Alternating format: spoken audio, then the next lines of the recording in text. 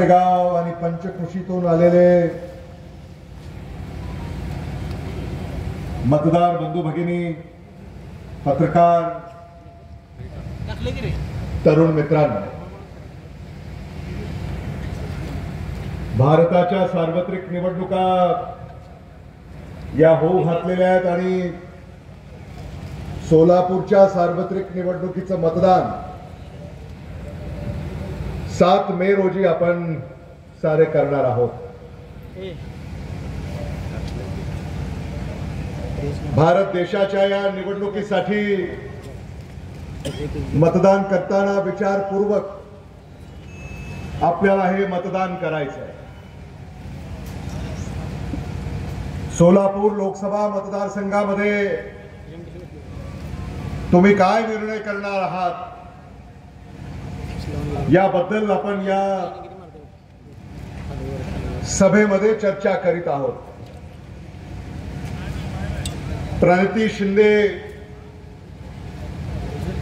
या आपल्या पुढे आपले विचार त्यांनी मांडले आणि जो प्रतिसाद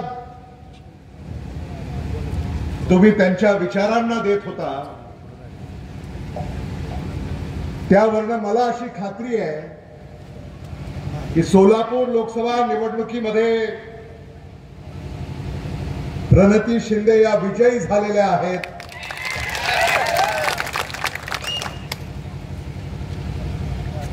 निवडणूक आयोग 4 जूनला याची आता फक्त औपचारिक घोषणा करणार आहे। भारतामध्ये, महाराष्ट्रामध्ये सध्या जे सुरू आहे हे सामान्य माणसाला पटणार नाही आहे।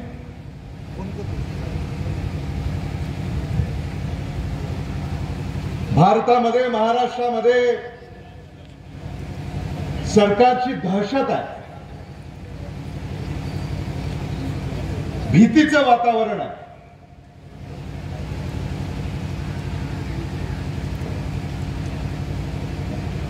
आपल्यावर सतत एक दबाव आहे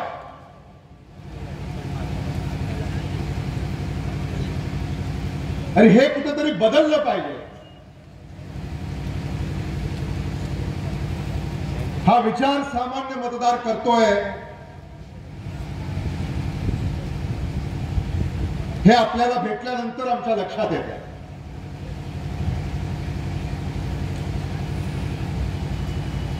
भारतामध्ये भारतीय जनता पक्षाचं सरकार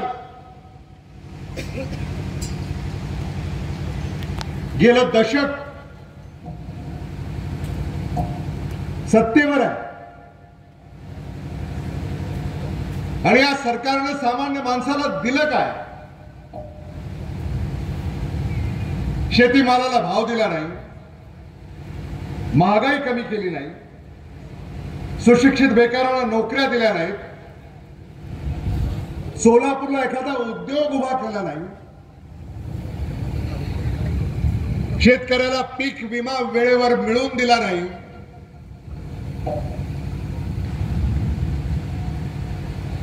कायदा आणि सुव्यवस्था ढासळण्याचं काम केलं, सामान्य माणसाचा भ्रमनिरास केला। अशा भारतीय जनता पक्षाला सत्तेपासून दूर करण्याचा निर्णय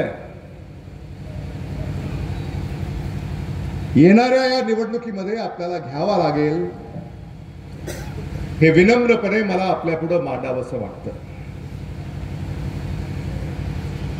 सोलापूरला यावं आणि काँग्रेसला तुम्ही मतदान करावं असं आव्हान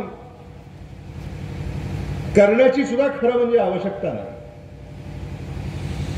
सोलापूरची ओळखच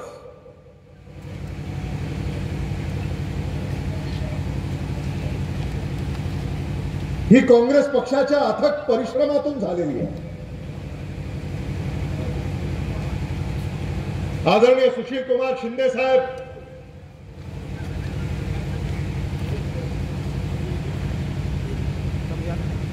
यांनी या जिल्ह्याची सेवा केली।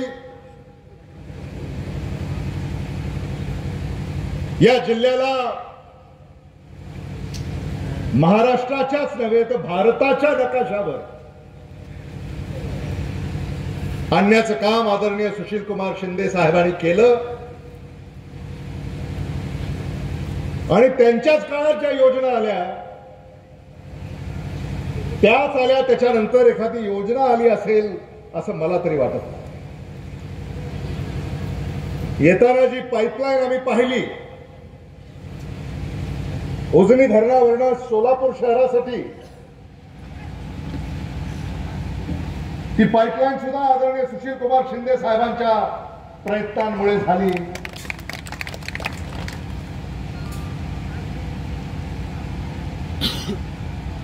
सोलापूर जिल्ह्यामध्ये विजेचा प्रकल्प जो उभा केला, भारत सरकारमध्ये ऊर्जा मंत्री असताना देशाचे पंतप्रधान डॉक्टर मनमोहन सिंग असताना आणि राज्याचे मुख्यमंत्री आदरणीय विलासराव देशमुख साहेब असताना जो विजेचा प्रकल्प या ठिकाणी उभा राहिला आणि या निमित्तानं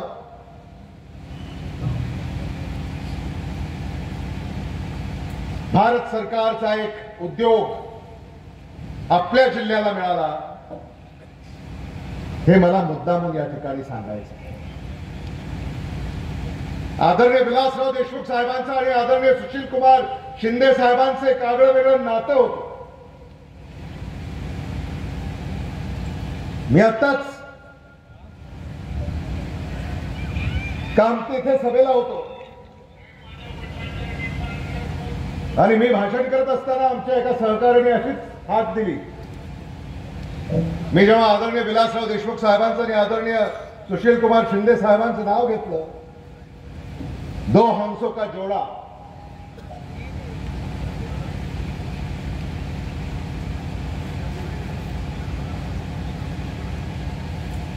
अशी हाक आमच्या सहकार्याने दिली.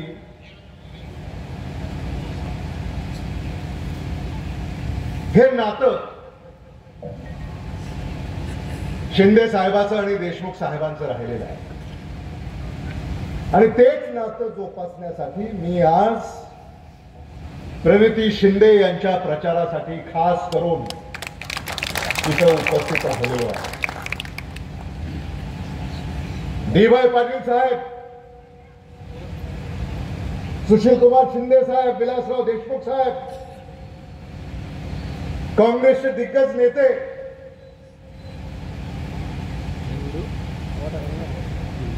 या महाराष्ट्राला घडवण्याचं काम या नेत्यांनी केलं. आज महाराष्ट्र कोणत्या दिशेने मार्गक्रमण करतोय? महाराष्ट्रामध्ये फोडाफोडीचं राजकारण सुरू झालं. महायुतीनं उद्धव बाळासाहेब ठाकरेंचा पक्ष फोडला, शरद पवारांचं घर फोडलं. ही महाराष्ट्राची संस्कृती नाही. महाराष्ट्राची एक परंपरा आहे.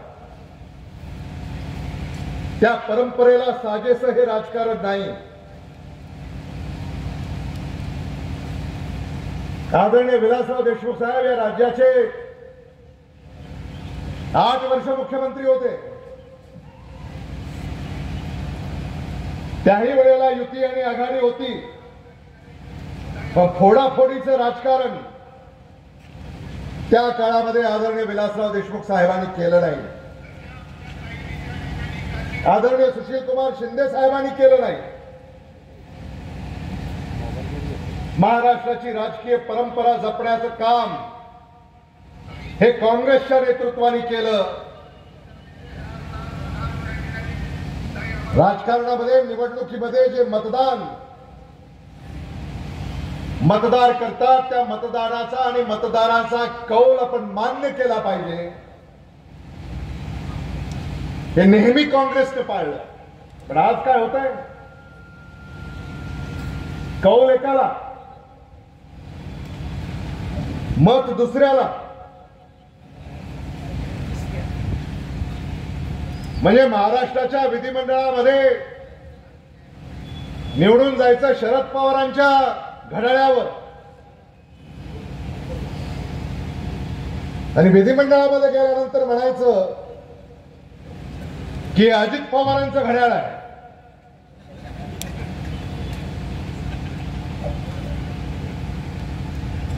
मतदान घ्यायचं उद्धव बाळासाहेब ठाकरे यांच्या धनुष्यबाणावर, पण महाराष्ट्र विधिमंडळामध्ये जाऊन म्हणायचं की हे धनुष्यबाण एकनाथ शिंदेचं आहे. असं चाललंय महाराष्ट्रामध्ये.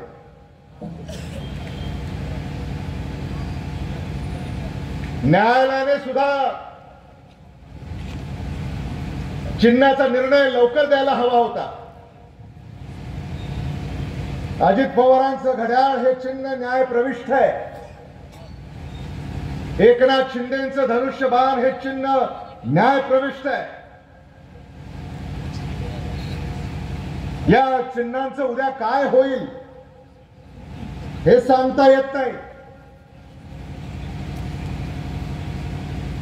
आणि म्हणून अशा या फोडाफोडीच्या राजकारणाला महाराष्ट्राचा मतदार स्वीकारणार नाही हे आपल्याला या मतदानातून दाखवून द्यायचं आहे.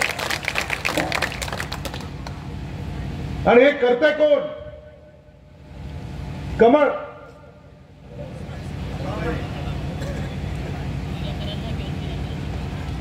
सोलापूरला कमळाबाई तुम्ही म्हणता, पण लातूरला आम्ही कमळच म्हणतो.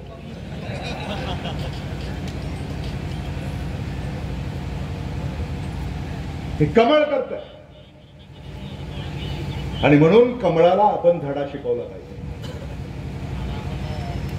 प्रणिती शिंदे यांच्या विरोधामध्ये जे उमेदवार उभे आहेत ते तर इथले नाही, तर तसं मी ऐकलं. मला असं वाटलं ते माळशिरसचे आहेत, पण नंतर आम्हाला असं कळालं की ते बीडचे आहेत.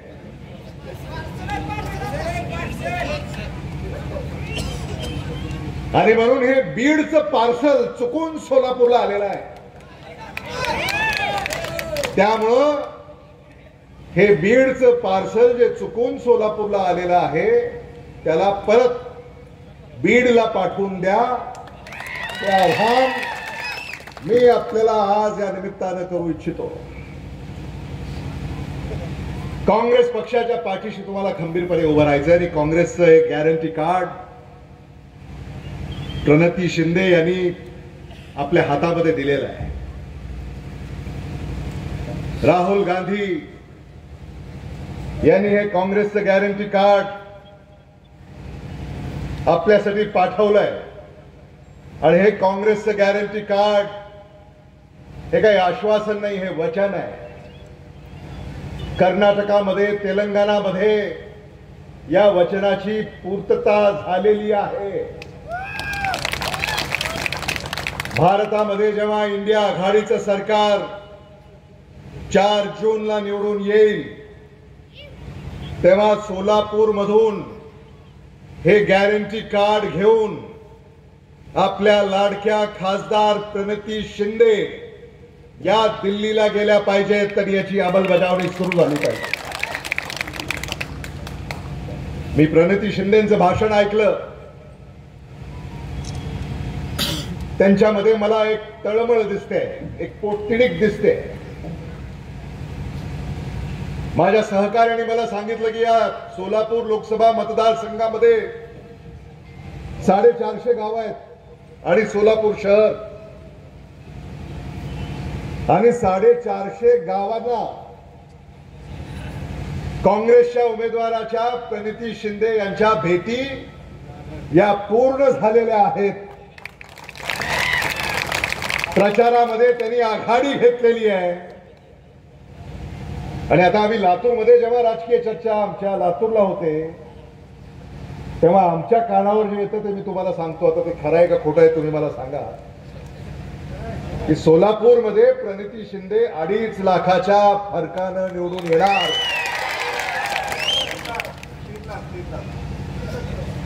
हा, मी कासेगावचे धरले नव्हते,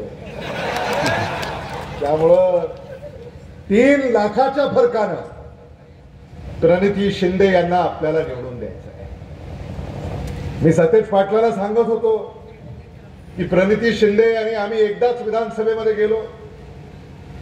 मला आठवत आहे आदरणीय विलासराव देशमुख साहेब आणि आदरणीय सुशील कुमार शिंदे साहेब दिल्लीमध्ये होते आणि आमचं तिकीट काही जाहीर होत नव्हतं, म्हणजे माझं आणि प्रणिती यांचं. अगदी शेवटच्या घटकेला चर्चा सुरू होती, आपल्याला आठवत असेल. तर ते एकमेकांना फोन करायचे दिल्लीमध्ये, म्हणजे विलासराव देशमुख साहेब सुशील कुमार शिंदे साहेबांना फोन करायचे, काय झालं अजून झालं का नाही, आणि सुशील कुमार शिंदे साहेब विलासराव देशमुखांना फोन करायचे, काय झालं अजून लातूरचं झालं का नाही. कारण ते दोघंही दिल्लीला गेले होते आणि त्याच्यानंतर सोलापूरमधून विधानसभेला कोणाला तिकीट मिळेल, लातूरमधून विधानसभेला कोणाला तिकीट मिळेल. मग पक्षाने माहिती घेतली, चर्चा केली, सर्वेक्षण केली आणि तेव्हा त्या सर्वेक्षणामध्ये लातूरमधून मी निवडून येईन अशी खात्री पक्षाला पटल्यानंतर आणि सोलापूरमधून भगीरथ भालके ह्या सगळ्या याच्यामधून प्रक्रियेतून जावं लागतं आपल्याला. म्हणजे मलाही जावं लागलं, सतेज पाटलांनाही जावं लागलं, प्रणिती शिंदेलाही जावं लागलं. तेव्हा खात्री पटल्यानंतर मग पहाटे 2ला झी 24 तासवर बातमी आली, सोलापूर मधून प्रणिती शिंदे, लातूर मधून अमित देशमुख यांना तिकीट जाहीर झालं. आणि मग आम्ही आमच्या राजकीय प्रवासाला सुरुवात केली. आणि मी सतेज पाटलांना सांगत होतो की आता प्रणिती शिंदे आपल्या अगोदर दिल्लीला पोहोचताय, आपण अजून इथेच आहोत लातूर आणि कोल्हापूर. आणि म्हणून प्रणिती शिंदे यांना दिल्लीमध्ये पाठवणाऱ्या मतदारांचं मी कौतुक करू इच्छितो, त्यांचे आभार व्यक्त करू इच्छितो. एक प्रामाणिक, कर्तबगार, निष्ठावंत, निर्भीड अशा उमेदवार प्रणिती शिंदे यांच्या माध्यमातून आपल्याला लाभलेले आहेत. किती महिला उभ्या राहतात राजकारणामध्ये या भारत देशामध्ये, बोटावर मोजण्या इतक्या महिला लोकसभेच्या निवडणुकीच्या रिंगणामध्ये उभ्या राहतात. आणि खरं म्हणजे या सोलापूरच्या लेकीला सलाम आहे की या भारत सरकारच्या, भारतीय जनता पक्षाच्या विरोधामध्ये त्या लढा देत आहेत आणि तुम्ही त्यांची साथ देताय, याबद्दल तुम्हालाही सलाम या निमित्ताने मी करू इच्छितो. हे मला विनम्रपणे आपल्या पुढे मांडावंसं वाटतं. खूप बोलण्यासारखं आहे, पण मी आपला अधिक वेळ घेणार नाही. 8:30 वाजलेले आहेत. आणखी एक सभा सोलापूर शहरामध्ये ऐलान